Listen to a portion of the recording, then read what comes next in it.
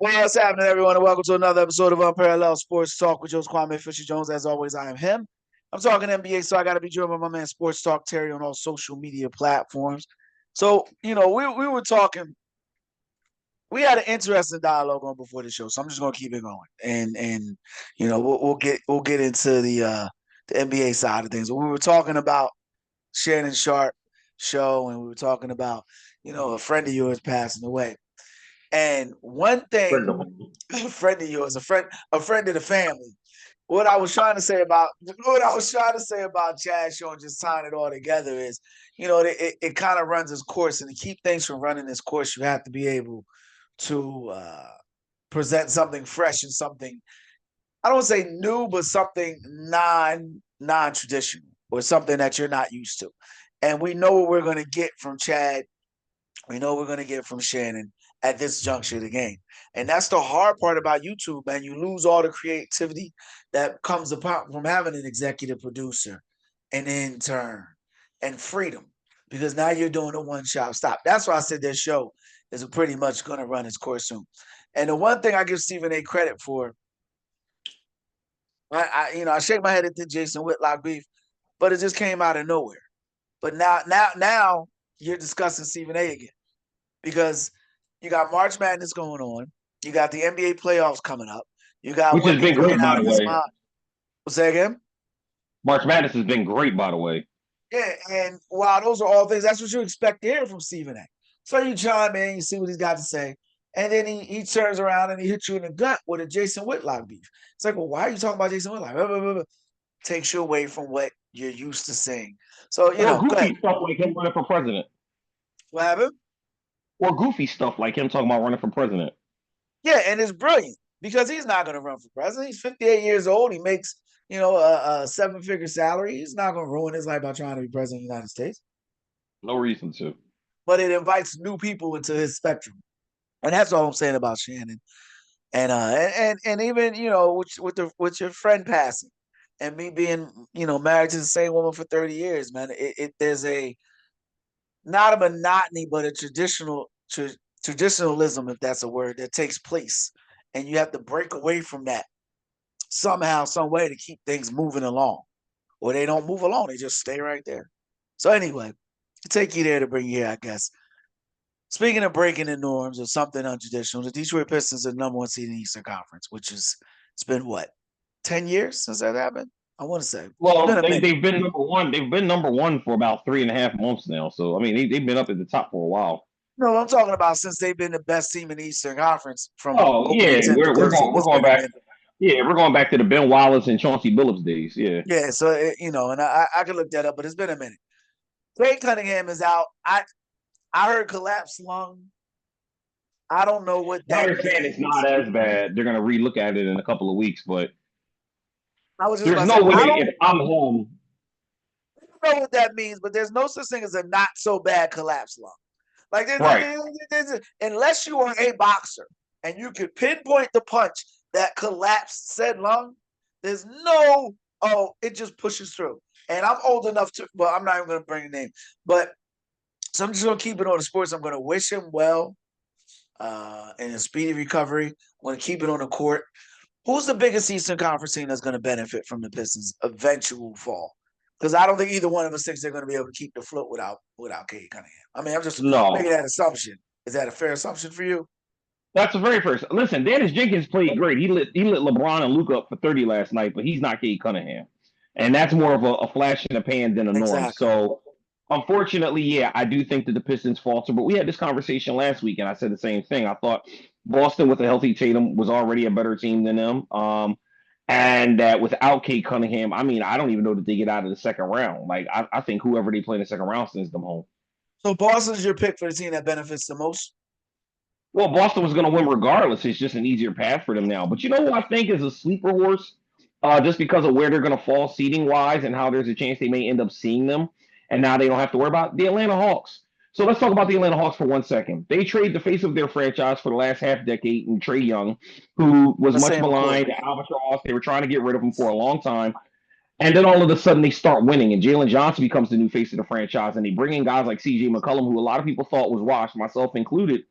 And since February 20th, They've won 13 out of 14 games. Their only loss against the Rockets. Now, don't get me wrong. They've been playing a lot of the brothers and sisters of the poor, the Wizards and the Bucks and the Nets.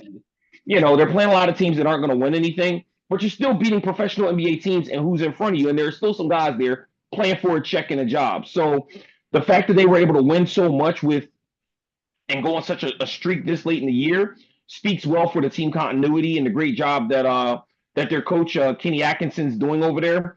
I like what he's doing in terms of making Jalen Johnson more of a point forward and utilizing his skill set, letting McCollum play more off ball, See which Quinn is more Snyder what over he there, was but I doing. got you. I got you. Quinn Snyder, I'm sorry, Quinn Snyder. That's what I meant to say. If I don't, Um, somebody in the chat will, but I got you. Somebody will for sure, and I'm sorry about that. That was a mind snap. No, you good. But it's good to see that they're winning, and I think that just because of where they're falling, because they already leapfrogged the sorry bleeping Sixers, so they're probably not going to be a playing team, which means there's a good chance that they match up based on how the style, the matchups align. They get a favorable matchup, that 1, 2, 3. As long as they don't see Boston, I think that there's a chance that they could see Detroit in the second round. And without Cade Cunningham, I think they can beat them in a 7-game series. I really, really do. They're just playing better basketball and they got more continuity. And the Atlanta Hawks in the conference finals against Boston is going to be like a bloodbath. Like I think that they get gentlemen swept, maybe 4-1, and then Boston's off to the finals to play either SGA and the Thunder or Wimby and the It'll be Spurs Wemby and the or Spurs. Joker. Yeah, Yeah. yeah, we've talked about that. It'll Well, be it'll one of be those Wemby and top the three teams. Spurs, or an outside shot could be the Lakers, but that's a whole different show that we can get If into. Luka keep playing out of his mind, are you kidding me? Luka's playing on God mode right now. I'm sorry, who? Luka, Luka, Oh, Luka. my Luca? Yeah. Okay, just making sure. The Luca that you hate that doesn't play defense, right? I didn't say I hate him. I just said he's a one-sided player. I just said he's a It was great a yes offensive or no. player It who was a plays no yes or no defense. question, and you do. All right, I don't hate I'm going. Luka.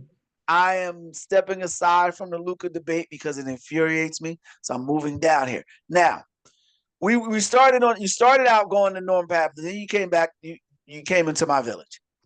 I like the 6th, 7th, and 8th seed to benefit the most from the Cade Cunningham because there isn't much of a gap between a Cade Cunningham less Detroit Pistons team and a healthy or reasonably healthy Philadelphia Sixers team, or a reasonably healthy Orlando Magic team, or They get Paul George back this week.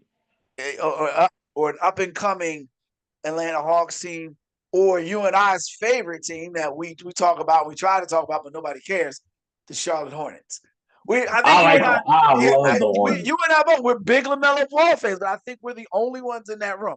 I literally think we're the only ones. But let me tell you this, and I'm gonna put it out. Never healthy. I'm gonna put it out there.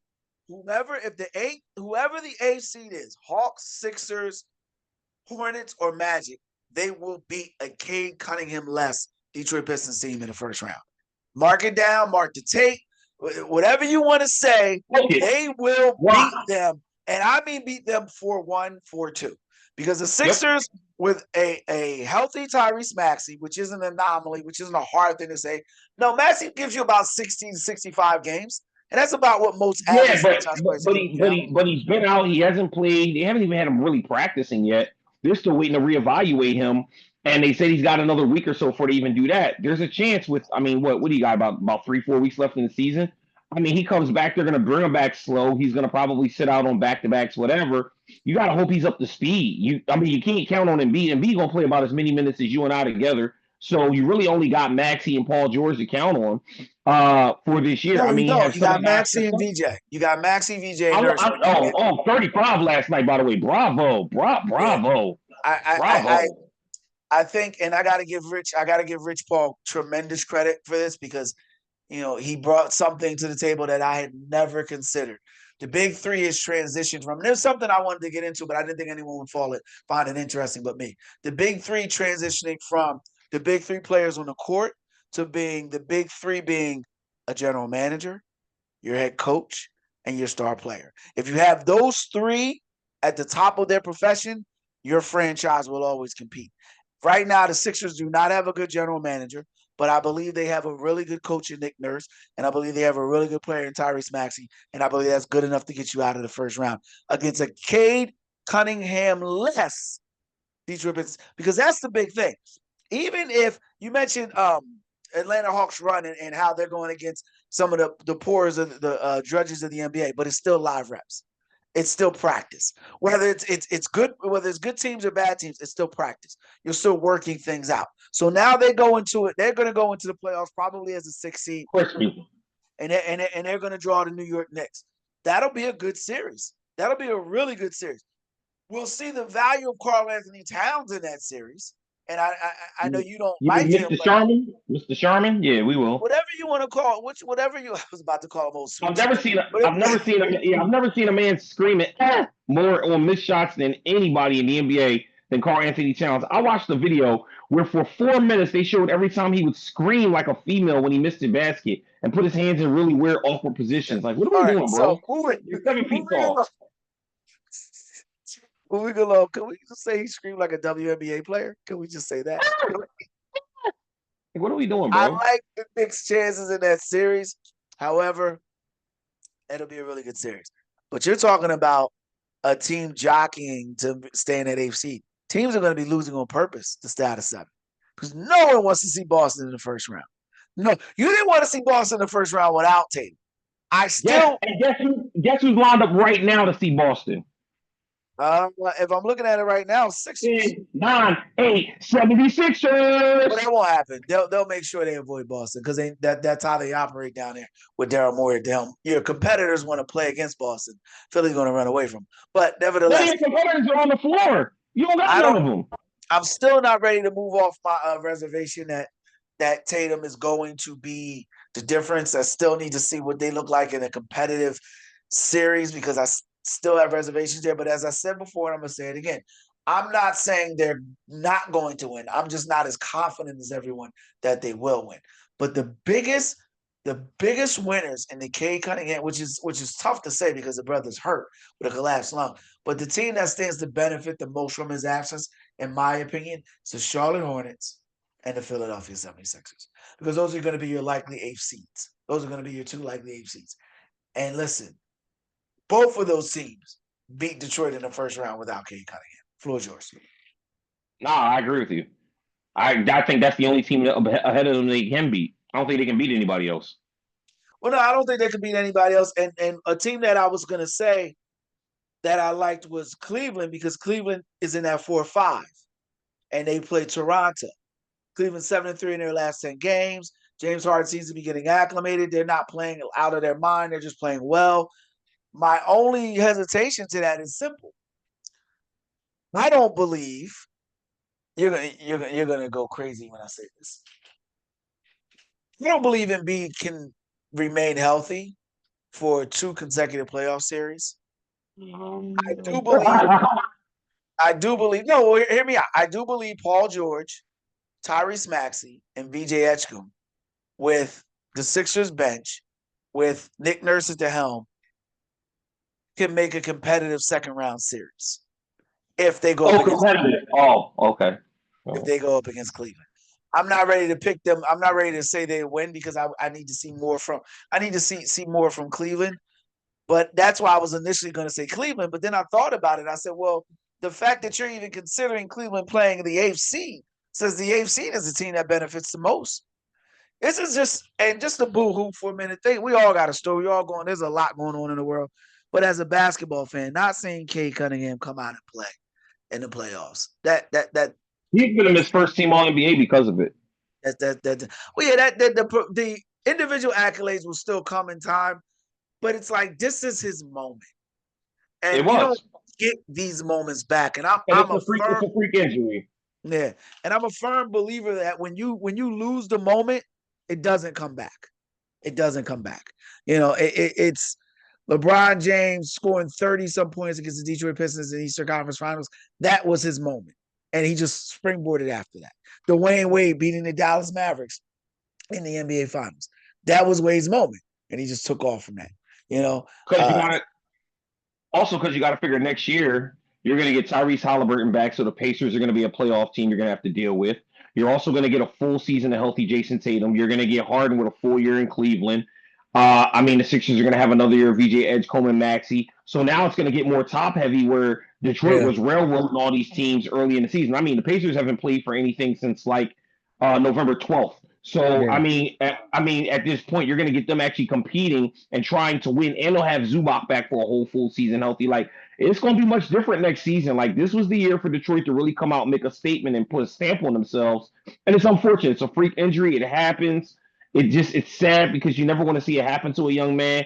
You know, I'm glad it wasn't anything more serious. It's something he'll recover from, but at the timing of it couldn't have been any worse. Had it happened in like November, they'd have been in good shape by now. But the fact that it happened this late in the year, it crushes them because realistically, how much stress do you want to put on his body after knowing that he has a collapsed lung and he out there running around exerting all types of energy breathing? Just to piggyback off your point, because it's a great point. It's a really astute point. Of the top 10 teams in the Eastern Conference, only two are in that division. Only two in that Central Division. Detroit and Detroit and Cleveland. Those are the only two teams. Milwaukee's in the basement. Indiana's in the basement. They'll be there. They'll be competitive. Milwaukee will be a competitive team next year. Indiana will be a competitive team next year. And I know I'm forgetting one team in there. It'll come back to me later, but they're going to be competitive teams. Isn't Charlotte in that division too? Charlotte's in the Southeast, but you know, it's going to be interesting. Now, speaking of teams expanding a conference, teams in divisions, the reason why I want to talk expansion is because I'm very annoyed by some of the commentary out there. The NBA is considering expansion, which, you know, I think they should do more relocation. I feel like you need to take New Orleans and put them in Seattle, consider moving Memphis, but there's a component of it that says, you know, when an NBA franchise leaves a city, it takes an economic downturn. A lot of people lose jobs, so I don't want to jump into that. But the one thing that bothers me, this drives me crazy. Name any monster. Just give me a monster franchise. Monster franchise.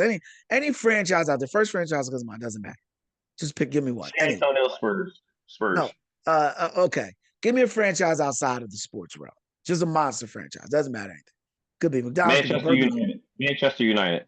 Okay, I said outside of the sports realm. So I'm going to go with. Outside of the sport. Oh, Burger King. Okay, Burger King. Perfect. I'm glad you said that. Now, I love Burger World. I don't like McDonald's. I go to Burger World, get me a veggie burger all the time, right? There are some Burger Worlds I don't go to because they suck. They're not good, right? I think you would agree with that. But there are other Burger Worlds you go to where your Whopper, if you can name the Whopper, it's nice and warm. You get French fries, nice and warm. Everything on that Burger World. Because Burger King is whack. I prefer Burger World, you know, or Circus Burger. I'm like, who the hell is Burger World? Okay, Burger King is some that are fantastic, some that are whack. Have you ever said we should get rid of Burger King? Have you ever said Burger King should never expand anymore? No, but I don't eat them like that, so I get it. Okay, but my point is, monster franchise, Burger King, McDonald's, gas stations, anything, Chick-fil-A. No one says, you know what? They shouldn't expand anymore. It's only in the NBA, the NFL, they should expand more. The NFL should go overseas. It's only in the NBA. Oh, they're ruining the product. They shouldn't expand anymore. It's diluting the thing.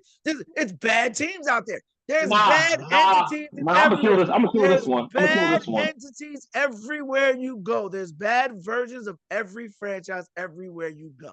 But the good outweighs the bad. I don't want expansion only because I'd like to see relocation, but I also don't think it hurts your product to have more of it. Floor is yours. All right, so here's where I'm gonna kill this argument, right? The problem is the NBA has a problem. They have way too many teams that are not competitive. Too many DNPs, too many rests, too many illnesses, too many guys sitting. When people are paying 50, 60, 70, 200, 300, $400 to take a family to a basketball game to see their favorite player who was scratched 30 minutes before tip-off because of an illness when it's really he has a back-to-back and they want to preserve him for the playoffs. That's the problem the NBA has. So as a result, the quality is diluted. I just sat there and watched the Milwaukee Bucks, who last year were a top 4 team in the playoffs, get lamb blasted by 30 last night. 30 last night. 30. They were down 30 last night. No Giannis, no talent, no nothing. Bunch of guys that you couldn't pick out of a lineup out there running around playing pickup ball. And Doc Rivers looking like Doc Rivers doing what he does best, just coaching to lose. Okay, cool. But the problem is that's not the only team with that problem. I just sat here and told you the Pacers all year long haven't been playing for anything since like November. So they have guys Oh, he plays a game, sits out a game, plays a game, listed questionable, might play, doesn't play, plays 2 minutes, sits out. Oh my God, he tweaked his ankle, now he's out for 3 weeks, but he only really is hurt for one, but they're going to slow walk him back because they're not playing for anything. This is the problem with the NBA. No other sport has this. The NFL doesn't have it. The NHL doesn't have it. I No, disagree. nobody, no, listen, nobody else, because the games in the NFL are so limited, they can't afford to have a guy sit out with an illness. If he can walk and talk, he can play. And they're gonna let him play because they don't have enough games where they can afford to let him take 2, 3, 4, 5 games off. I said this in a sports group chat maybe 2 or 3 months ago. The problem with the NBA is twofold, but it's a money issue if they go with the resolution I suggest. They got to do one of two things. Instead of expanding, they need to downsize. They need to trim it to 28 teams, make the rosters bigger, go from a 15 man to an 18 man. So you don't lose the players. Make the rosters bigger with more talent. Now you have more stars on more teams. Guys are aren't as spaced out.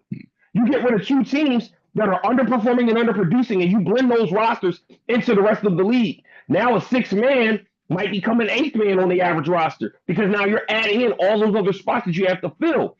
But this makes it better. It also makes it more open for guys that come from overseas and guys from here and there because you have an 18-man roster to fill in and get a spot.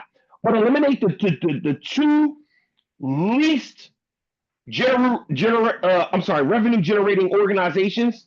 Find a way to give the owners a share of the cut for giving up their franchises. Yes, the organization is going to take a hit. There's going to be job loss, but that happens when jobs move all the time in the United States. It's just the nature of the beast. When they take a company and move them overseas, people lose jobs. It's just what happens. They have to find another job. Maybe put in there a severance package or people get something to help them land somewhere else. I don't know, but work it out. You go to less teams and you play less games.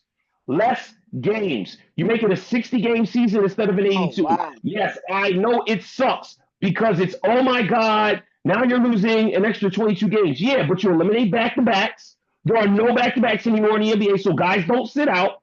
And what you do in the new CBA, you give them play bonuses. So their contract is their contract, whatever it is. But for every game they play, there's a bonus or a multiplier or some sort of incentive where guys who could play but choose not to play get paid for playing, doing their job. It's crazy you have to say it that way, but this is how you build the product back up. You have to find a way where guys who can play that want to sit out just to sit out because they're not playing for anything don't. Because it's unfair to the fan base. It's unfair to the people who come and pay your salary to not show up and make that decision an hour before tip-off when some of these people live an hour away and they're already on the way there before they find out that their kid's favorite player ain't playing. It's stupid. Or you hire independent guys from the league office to sit in each of these organizations and evaluate the outs and make sure that the guys that are out for the reasons that they're saying that they're out for. Because there has to be penalties to tanking. There has to be. So you got me, you got me losing money by getting rid of teams and then going out and spending more money to hire Well, snitches. I'm no Because, the league covers that. yeah, That's not I'm on the just saying, team. but as an owner, that's what I'm looking at. No, I disagree on every facet of that argument, and there's no part of that argument that I agree with. First of all, just as an NBA fan, I don't want to see less games. Like, How and many that's games do it. you watch a year? Yeah, I probably watch about 60 games. So Because now, you got a 60-game season. That's my but that point. doesn't. But when you take away when you play less games, that means they're more spread out. So if it's more spread out, I could go from watching 60 games to possibly only watching 40 because they're not on as much. No, you just don't do back to backs. That's all. The whole point of eliminate the extra 22 games is eliminate back to backs.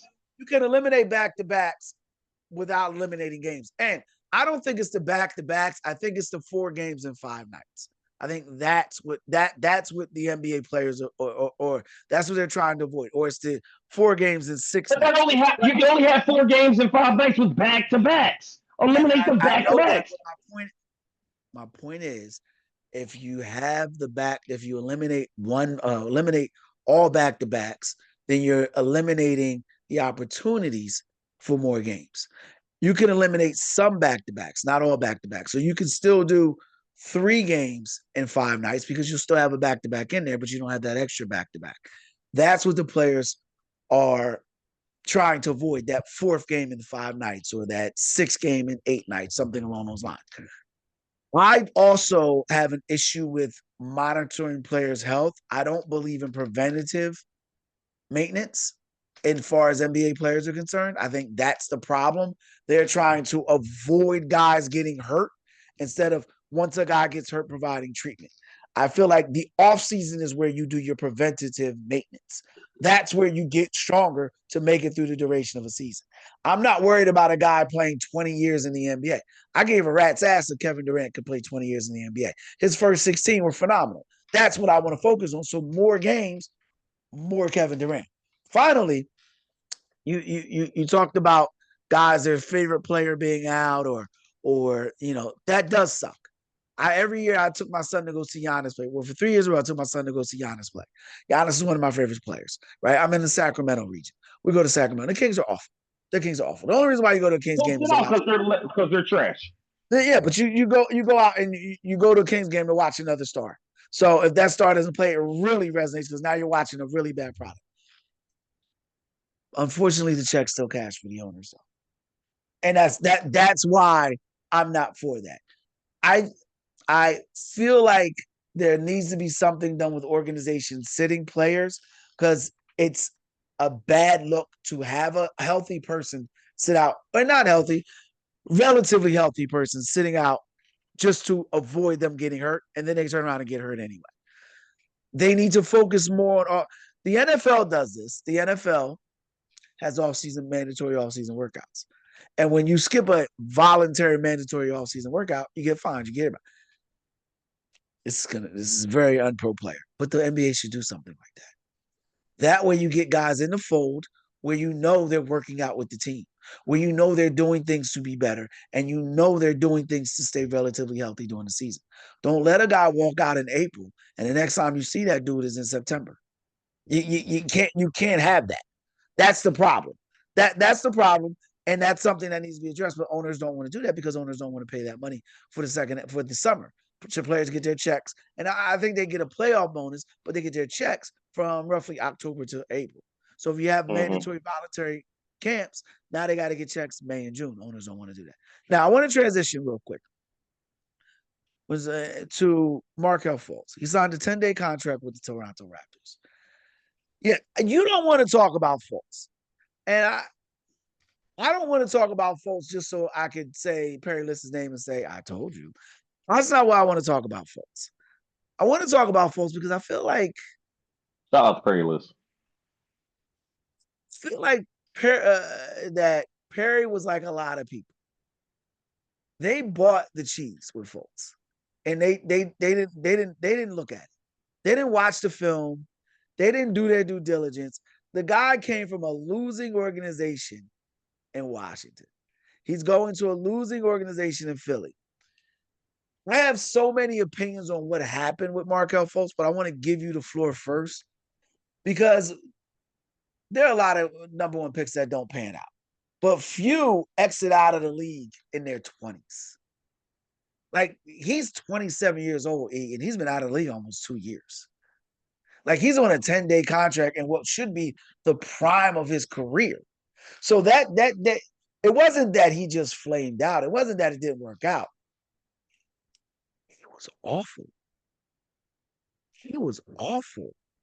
And guys should never be allowed to evaluate talent again that thought he was better than, take a walk with me, De'Aaron Fox.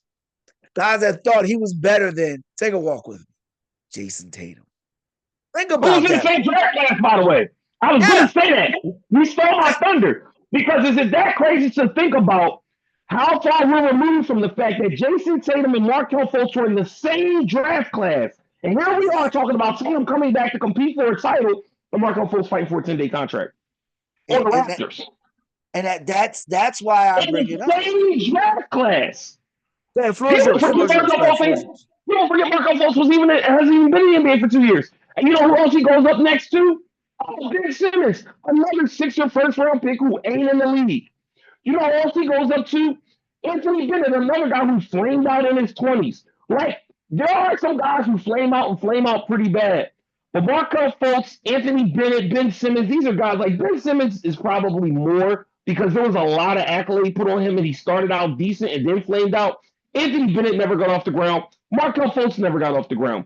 I mean, but it's just awful to imagine that you could be so highly touted coming out of college and go in the league and perform so bad. And you can say, oh, well, the Sixers, they mismanaged them.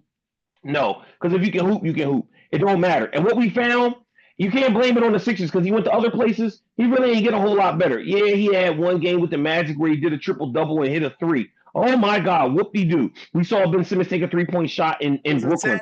10 Oh and my 10 God. triple double.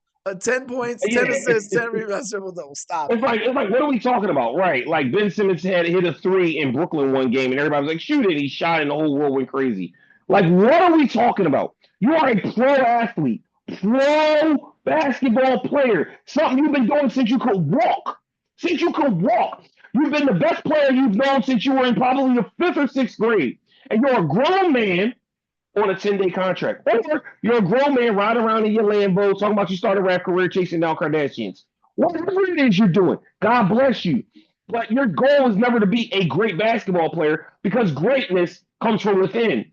It only exudes itself on the outward form, but it starts from inside your chest. If you got it in your chest, it's going to show out when you play.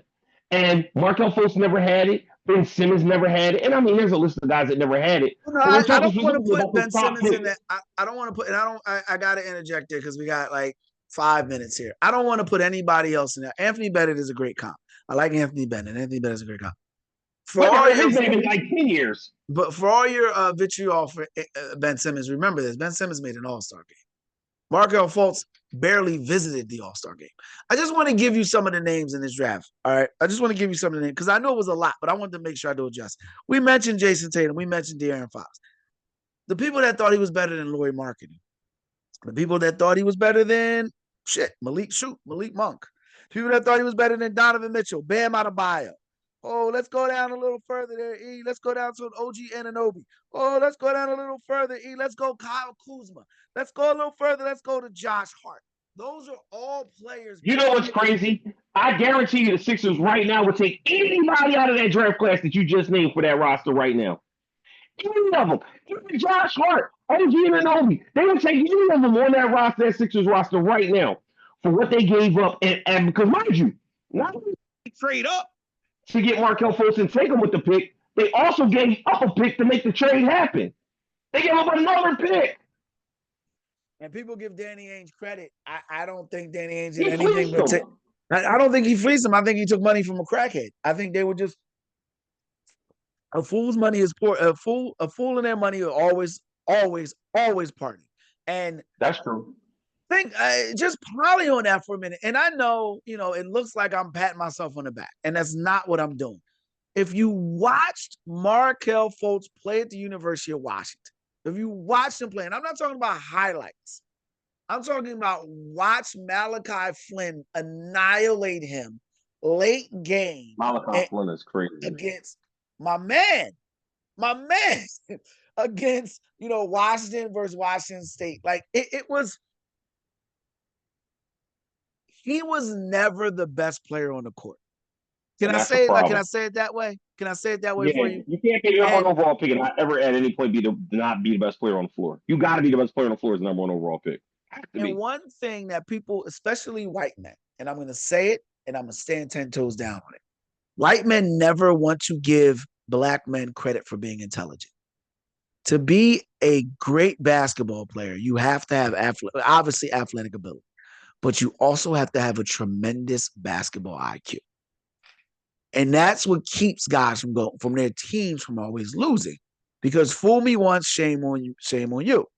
Fool me twice, I'm not paying attention.